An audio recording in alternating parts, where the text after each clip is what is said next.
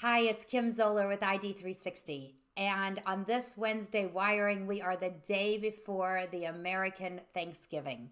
So, what is it with Thanksgiving? We're so busy sending out messages and being grateful, and it's wonderful.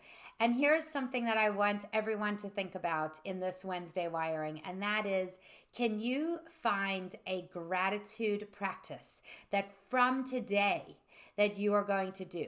So, what is it? Is it every day reaching out to 1 to 3 people, telling them how you're grateful for them?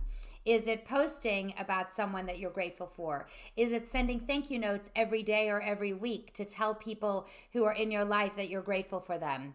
Think about a practice of gratitude that every single day, every single week that you can actually put into practice. That is how we make gratitude part of our everyday life, not just for Thanksgiving. And for those of you celebrating Thanksgiving, I hope you have a wonderful day, whether you are on your own to just think about what you're grateful for, or if you are with any family or friends. Have the best day.